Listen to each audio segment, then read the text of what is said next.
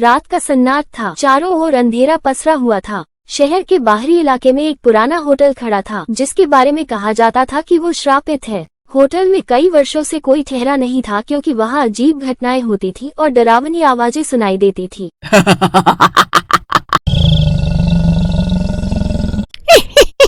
रवि, जो शहर में हाल ही में आया था, उसने आते ही अपने रहने के लिए होटल ढूंढना शुरू करता है। काफी होटल को ढूंढने के बाद भी उसको कोई होटल में रूम नहीं मिलता। रवि को होटल में रूम ढूंढते ढूंढते रात हो जाती है। तभी उसे वो भूतिया होटल दिखाई देता है। रवि मन में बोलता है, क्यों न इस आखिरी बार इस होटल में भी चेक कर लेता हूँ, शायद रूम मिल जाए। रवि होटल के अंदर जाता है। वहाँ उसे एक लड़की मिलती है जो उस होटल में काम करती है। वो दिखने में अजीब लगती है। रवि उससे पूछता है, हेलो, मैं रवि हूँ, मुझे इस होटल में कोई रूम मिलेगा? जोया, हाँ जी रवि जी, हमारे होटल में काफी कमरे खाली है, आपको कितने रूम चाहिए है? रवि जी। रवि हैरान होते हुए, रवि जी बोला आपने? वैसे मुझे यहाँ एक रूम ही चाहिए। रवि मन ही मन खुश होते हुए सोचता है, अरे वाह भगवान, तुम्हारी लीला, अच्छा हुआ किसी और होटल में रूम खाली नहीं मिला, वरना ये सुंदर लड़की नहीं मिलती। रवि इतना सोचकर जाने ही लगता है। तभी वो लड़की बोलती है, रवि जी वहाँ से नहीं, यहाँ से जाना है। रवि पागलों की तरह उस लड़की पर फिदा हो जाता है। रवि कमरे में होता है, तभी उसको दरवाजे पर खटखटाने की आवाज आती है।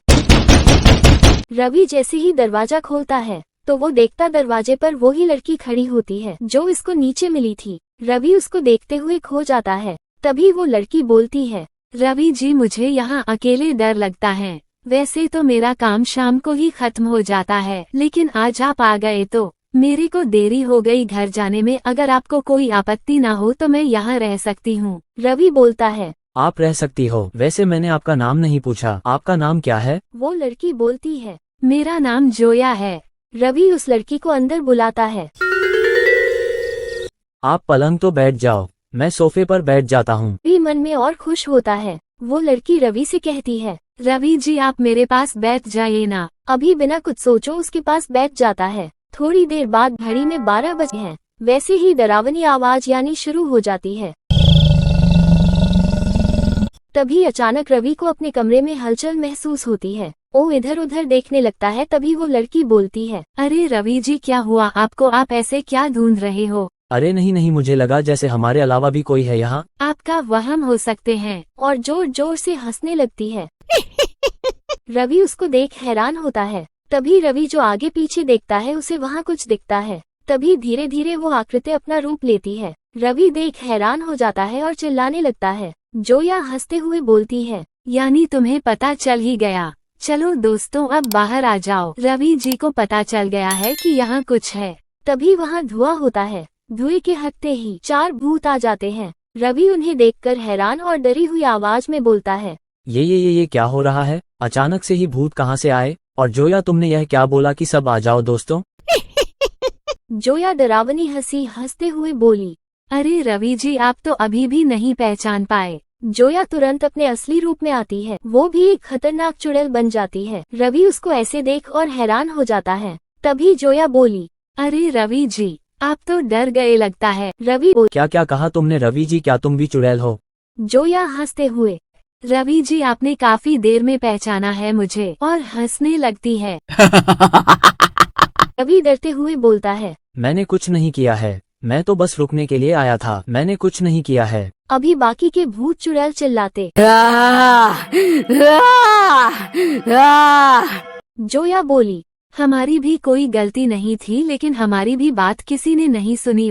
और क्या? जोया बताती है, मैं भी ऐसे ही इस होटल में काम करती थी। तभी एक रात मैं इस होटल में थी। एक शराबी आता है और रूम मांगता है। मैं मना कर देती हूँ। तभी होटल का मालिक आता है और उस आदमी को बोलता है, अरे जोया तुम इन्हें क्यों मना कर रही हो? आइए सर मैं आपको रूम दिखाता हूँ। वहाँ से चले जाते हैं। थोड़ी देर बाद होटल का मालिक आता है, बोलता है, जोया तुम यहाँ ध्यान से रहना, मैं जा रहा हूँ, और उस आदमी का ध्यान रखना। लेकिन सर आप मुझे अकेले क्यों छोड़ रहे हो? वैसे भी वो एक शराबी है।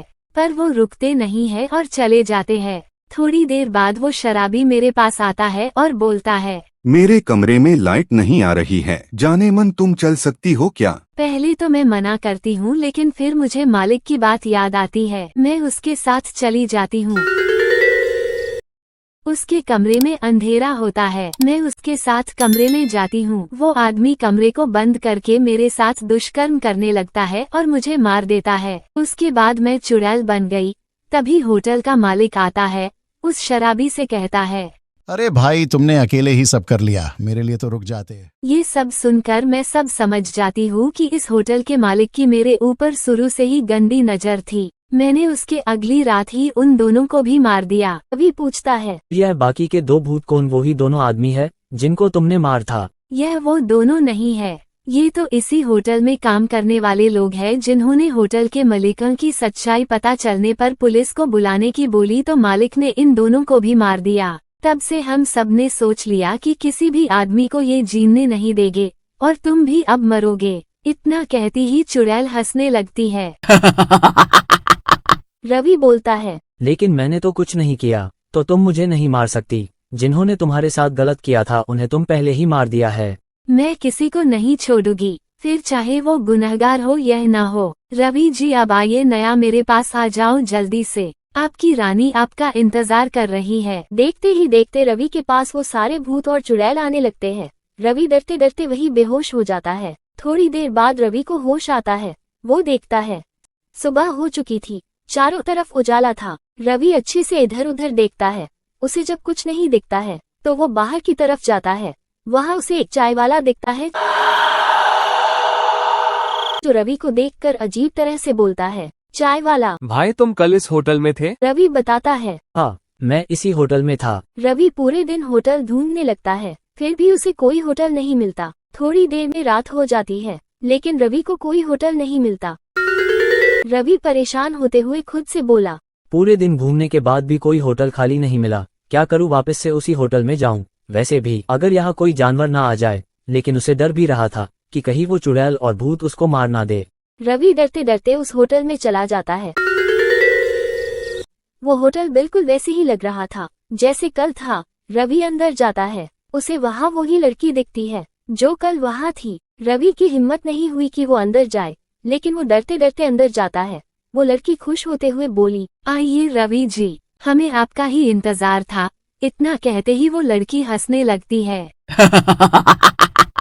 रवि बहुत डरते हुए चिल्लाता है, मैं नहीं डरता तुम सबसे, मुझे बस यहाँ आज रहने दो। वैसे भी मैंने कुछ नहीं किया है, अगर फिर भी तुम मुझे मारना चाहती हो तो आ जाओ, मार दो अभी। वो लड़की चुड़ैल बनते हुए बोली, मैं खुद भी नहीं चाहती कि किसी को मारूं, लेकिन मेरी भी मजबूरी है। रवि शांत होते हुए बोल, अरे आप मुझे माफ कर दो, मैं आपको दुखी नहीं करना चाहता था, मैं तो बस आपकी मदद करना चाहता हूँ। क्या तुम सच में मेरी और बाकी सारे भूतों की मदद करोगी? तभी बाकी के भूत भी वहाँ आ जाते हैं और रवि की तरफ जाने लगते हैं। तभी वो चुड़ैल बोली, अरे रुको, ये हमारी मदद करने के लिए बोल रहा है। तुम्हें पता है ना कि पहले भी एक आदमी आया था, उसने हमें कैद करने की कोशिश की थी। अगर इस बार भी यह आदमी दोबारा वैसा ही करेगा तो तुम भी जानती हो क्या होगा। हमारी तो ताकतें भी आधी हो चुकी है। मुझे रवि जी पर भरोसा है, वो ऐसा नहीं करेंगे, क्योंकि ये पहले ऐसे व्यक्ति है जो लौट कर आए हैं। हाँ, मैं आप सबको इस जगह से मुक्त करवाना चाहता हूँ, मेरे ऊपर भरोसा करके देखो। वो सभी मान जाते हैं और उसको वहाँ रहने देते हैं। अगले दिन रवि एक साधु बाबा को लेकर आता है और उस होटल में हवन करवा कर उन सभी भूतों और चुड़ैलों को मुक्ति दिला देता है और वो होटल भूतिया होटल से सामान्य होटल बन जाता है।